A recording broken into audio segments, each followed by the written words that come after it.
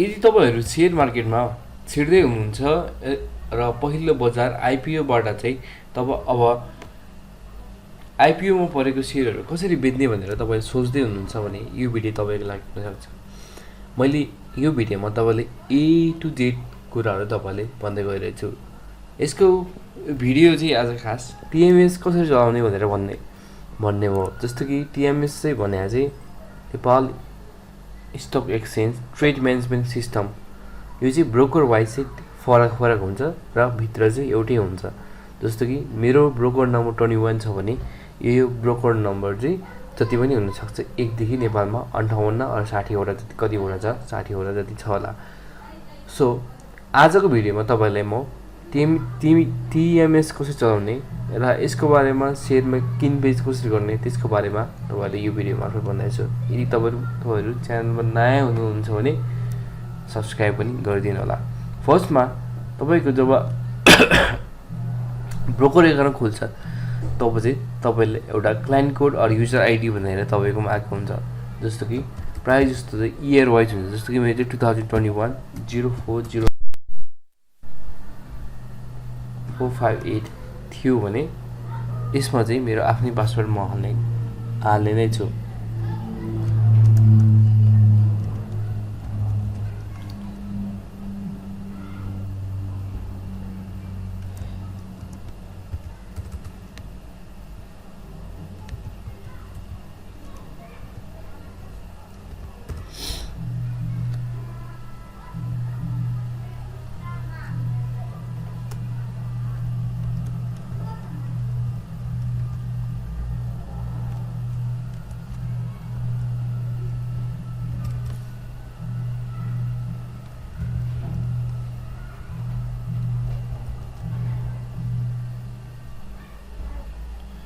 जब तपाईहरु टीएमएस बाट लगइन हुनुहुन्छ त्यसपछि चाहिँ तपाईको यसरी आउँछ। जस्तो कि हेर्नु होला यो चाहिँ तपाईको डिटेलहरु प्राय जस्तो डिटेलहरु चाहिँ हामीले कम्प्युटरको स्क्रिनमा चाहिँ कहिले पनि सेभ तपाईहरु नगर्नु होला। यसमा ड्याशबोर्डमा आउँछ। यदि तपाईसँग जुन खालको किताको शेयरहरु छ त्यो चाहिँ यसरी तपाईको सिधै अगाडि देखाउँछ। जुन शेयर चाहिँ तपाईसँग छ त्यो कुरा चाहिँ फर्स्टमै देखाउँछ र तपाईसँग भएको शेयर चाहिँ तपाईले फर्स्ट फ्रन्ट डेस्कमै तपाईले मजाले देख्न सक्नुहुनेछ। जस्तो कि मसँग रिडीको छ, त्यसपछि मन्नुसी पनि छ। मसँग परेको आईपीओ परेकोहरु खासै मैले बेचेको छैन। सो त्यसपछि टीएमएस को माथिपट्टि हेर्दाखेरि चाहिँ तपाईले हेर्नुहुन्छ नेप्से अहिले 2066.63 मा अड्किरहेको रहेछ है। अनि तपाईले त्यहाँ एउटा रातो अङ्कमा देखिहाल्छ नेप्से चाहिँ यदि घटेको अवस्थामा चाहिँ माथि यसमा रातो हुन्छ भने बढेको अवस्थामा चाहिँ यो चाहिँ ग्रीन हुन्छ। जस्तो कि सेन्सिटिभ भन्ने छ त्यसमा चाहिँ तपाईको कतिको सेन्सिटिभ छ नेप्से त्यो पनि तपाईले यताबाट जानकारी पाउनुहुन्छ। त्यसपछि अर्को भन्छ एक्टिभ सेसन छ।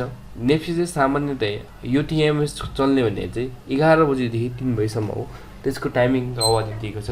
त्यसपछि यतापट्टि दिएको छ टर्नओभर। नेप्सेमा कति टर्नओभरहरु भइरहेको छ यसको बारेमा चाहिँ जानकारी माथि दिएको छ। त्यसको मुनिपट्टि भोलम पनि दिएको छ। आजको केसमा हेर्दाखेरि चाहिँ लगभग 1 अर्ब 48 करोड जतिको आज कारोबार भएको देखिन्छ र भोलम चाहिँ एकदम सानो 35 लाख जति भोलम रहेको मैले देख्न सकिन्छ। त्यसपछि नोटिफिकेसन बटनमा कुनै अपडेटहरु आउँछ भने चाहिँ त्यसमा नोटिफिकेसन बटन हुन्छ र यो भने चाहिँ तपाईले जुन यो ग्रीन लाइन देखाएको छ यो ग्रीन लाइट देखायो भने चाहिँ तपाईको यो नेप्से चाहिँ अहिले तपाईको चलाइरहनु भएको छ र तपाई अनमा हुनुहुन्छ भनेर बुझ्यो। त्यसपछि यतापट्टि मैले हेरे यसपछि तपाईको पर्सनल डिटेलहरु अब के छ त्यो सबै कुरा यहाँ तपाईको जुन अघिको युजर आईडी छ त्यो आईडी देखाइरहेको छ। त्यसपछि म तल स्क्रोल गर्छु। तल स्क्रोल गर्दाखेरि चाहिँ डीपी वाचेस भन्ने छ। डीपी भनेको चाहिँ तपाईसँग भएको शेयरहरुको वाचेस हो। शेयर कति छ तपाईसँग त्यो कुरा चाहिँ यहाँ आउँछ र त्यसपछि इन्डेक्स वाचेस यो चाहिँ हामीले शेयर मार्केटमा यदि ट्रेड गर्दै हुनुहुन्छ तपाईं ट्रेडर अर इन्भेस्टर भए पनि तपाईं जुनसुकै भए पनि यो इन्डेक्स चाहिँ हामीले एकदम धेरै हेर्नुपर्ने हुन्छ। इन्डेक्स चाहिँ किनभने इन्डेक्स भन्ने चाहिँ नेप्से चाहिँ एउटा ठुलो त्यो भयो हैन ठुलो पोखरी जस्तो हो। तर पोखरीमा आउने धाराहरू चाहिँ जस्तो कि माइक्रो फाइनेन्सदेखि लिएर हाइड्रो पावरदेखि लिएर होटल लाइन कुन कुन छ त्यो सबै कुरा चाहिँ तपाईँले जति थाहा पाउँछ त्यति नै राम्रो। जसमा अब मैले सेन्सिटको कुरा गरेँ यो 400 पहिले हिजोको लगभग 400 मा क्लोजिङ भएर यो लगभग 400 को वरिपरिमै छ। ल एन्डिङमा 400 मै आउन सक्छ। त्यसपछि माइक्रो फाइनेन्समा चाहिँ तपाईँ ग्रिड देख्न सक्नुहुन्छ। अनि त्यसपछि हाइड्रो पावर छ अनि होटल लाइन छ। त्यसपछि अब लिमिटेड फाइनेन्सहरू अनि त्यसपछि डेभलपमेन्ट ब्याङ्क यो चाहिँ कमर्सियल ब्याङ्क रहेछ यो डेभलपमेन्ट। त्यसपछि अदर अनि त्यसपछि माइक्रो फाइनेन्स रहेछ। त्यसपछि तपाईँ उतापट्टि हेरेर आउँदा अलिकति फरकमा आउँदाखेरि चाहिँ तपाईँको वाचेस तपाईँले कुन कुन राख्नुपर्छ त्यो कुरा चाहिँ तपाईँ थाहा हुनुहुन्छ। र यसमा माई ट्रेड समरीमा चाहिँ अहिले 00 देखाइरहेको छ। यसको बारेमा म तपाईँलाई भिडियोको अन्तिमसम्ममा तपाईँलाई सबै जानकारी दिन्छु। त्यसपछि चाहिँ तलपट्टि हेर्नु होला तपाईँको जस्तो कि फन्ड सेटलमेन्टको कुराहरू छ। कोलेक्टर तपाईँको कति एभाइलेबल छ र पेमेन्टमा एमाउन्ट रिसिभ र पेमेन्ट कति पाउने र कति दिउनु भन्छ त्यो सबै तपाईँले यहाँ मजाले भन्नुहुन्छ। त्यसपछि आजको टप गेनर यहाँ सँगसँगै टप गेनरमा कति को हुनुहुन्छ त्यसपछि टप लुजर पनि तपाईँले मजाले यताबाट हेर्न सक्ने हुनेछ। त्यसपछि तपाईँको सोल्टी होटल गयो फर्स्ट माइक्रो फाइनेन्सदेखि लिएर आजको कुनलाई चाहिँ तपाईँको म्याक्सिमम दिइरहेको छ।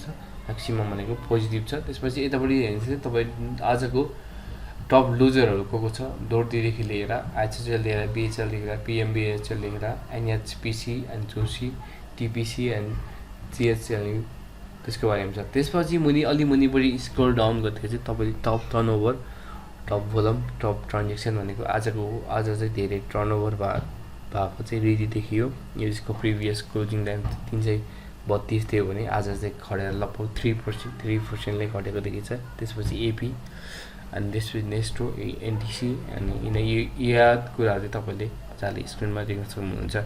त्यसपछि टप भोलममा चाहिँ आजको भोलम चाहिँ कसको धेरै आएको छ जस्तो कि भोलम आज सेयर ट्रेडेड कन्सर्ट चाहिँ लगभग 2,76,860 चाहिँ तपाईँको एपी छ। त्यसपछि लगभग 1,58,356 चाहिँ रिडी हाइड्रो पावरको हामीले देख्न सकिन्छौँ। त्यसपछि टप ट्रान्जेक्सन पनि त्यही देख्छन् एपी र रिडीको नै हामी देखिरहेको छौँ। सो फर्स्टमा तपाईँले स्क्रिनमा देख्ने बित्तिकै चाहिँ तपाईँले यो कुराहरू चाहिँ थाहा पाउनुहुन्छ। त्यसपछि तपाईँको मार्केटको रियल टाइम चाहिँ सेयर कति किनबेच खरिद बिक्री भयो भनेर चाहिँ तपाईँले यताबाट मार्केट समरीबाट चाहिँ तपाईँले थाहा पाउनुहुन्छ। जस्तो कि आज 1,47 करोड ट्रान्जेक्सनको चाहिँ आज सेयर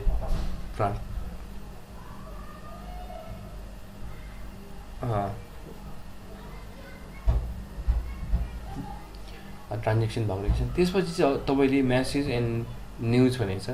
यो कुरा चाहिँ तपाईँको कुनै यो चाहिँ तपाईँले ध्यान दिनु पनि होला। जस्तो कि कुनमा चाहिँ राइड बुकिङहरूको के कस्तो छ त्यो न्युजहरू चाहिँ यहाँ डाइरेक्ट तपाईँले यहाँ पनि तपाईँले एउटा टिएमएसले चाहिँ यहाँ तपाईँले दिन खोजिरहेको देखिन्छ। त्यसपछि माई इन्फर्मेसन छ। ड्यासबोर्डको मुनिपट्टि सेक्सनमा माई इन्फर्मेसन छ।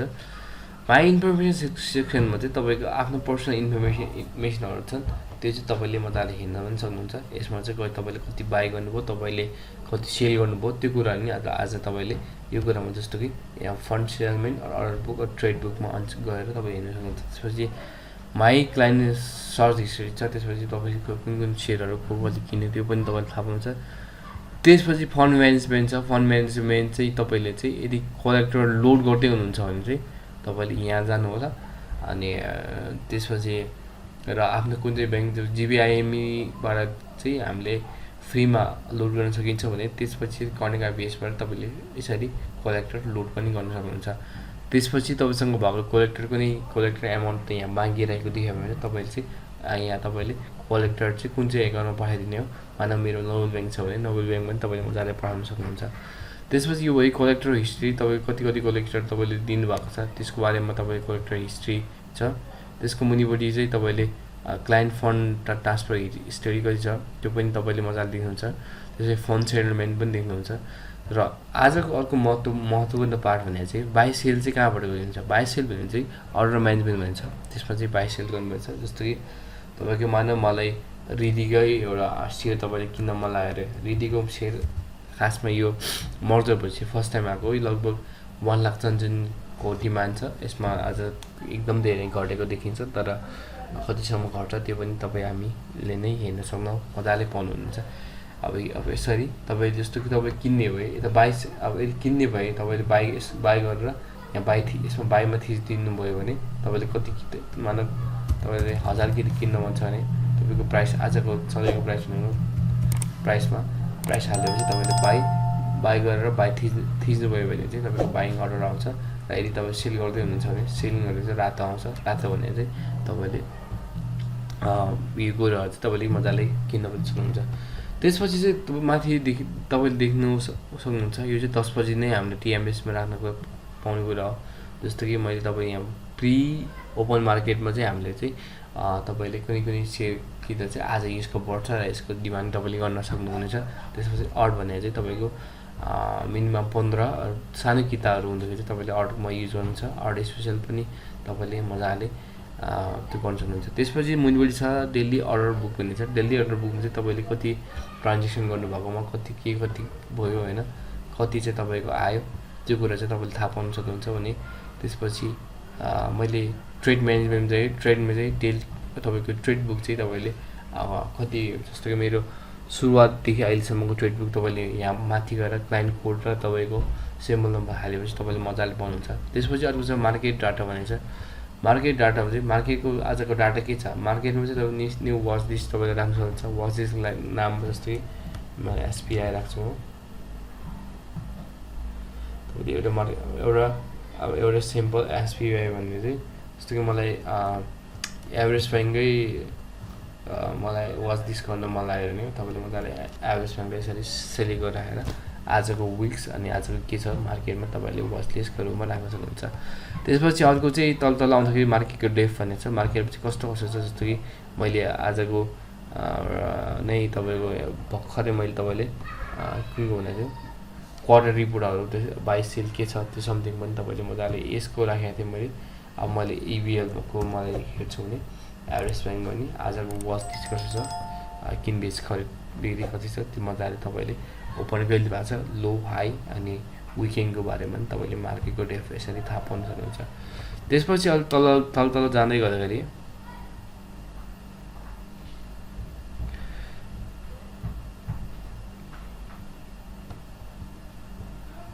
त्यसपछि के भयो फेरि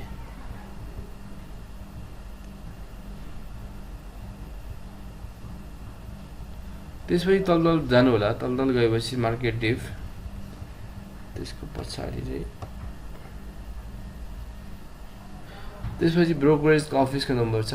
त्यो अफिसको नम्बरमा तपाईँले कन्ट्याक्ट गरेर चाहिँ तपाईँको कुनै समस्या पऱ्यो भने चाहिँ तपाईँले डाइरेक्ट कन्ट्याक्ट पनि गर्न सक्नुहुन्छ। त्यसपछि एकाउन्ट सेटलमेन्टको कुरा आउँछ। तपाईँको एकाउन्ट सेटलमेन्ट छ भने सेटलमेन्ट गर्न लाउनु होला। तपाईँलाई अब मानव तपाईँ कलेक्टर चाहिएको छ भने कलेक्टर पनि तपाईँले मजाले गर्न सक्नुहुन्छ। त्यसपछि ग्राफ भन्ने चाहिँ तपाईँ कुन सेयर के कस्तो छ त्यसको बारेमा चाहिँ तपाईँले यो ग्राफ पनि पढ्न सक्नुहुन्छ। सो मार्केटमा किनबेच कसरी गर्ने भने चाहिँ तपाईँको ट्रेडमा जानु होला।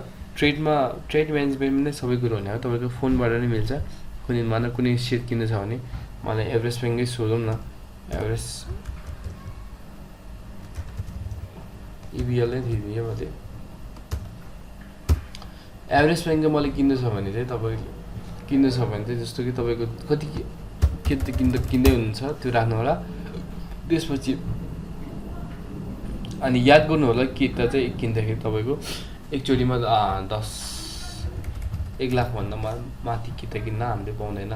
10,000 किता किन्दै हुनुहुन्छ भने तपाईँको आजको मार्केट भ्यालु के छ त्यो अनुसार पनि राख्नु होला। त्यसपछि तपाईँले यदि किन्दै हुनुहुन्छ भने बाई राख्नु होला। बाईमा यहाँ थिचेपछि तपाईँको अर्डर यसरी बस्छ। अहिले चाहिँ मैले पैसा नभएर मेरो बसेन होइन। यदि सेल गर्दै हुन्छ तपाईँले यसरी मजाले सेल थिच्नु होला र तपाईँको सेलमा बस्छ। अनि मार्केटको लागि चाहिँ आज यति नै हो। तपाईँहरूले यदि अरू केही क्वेसनहरू छ भने चाहिँ तपाईँले मजाले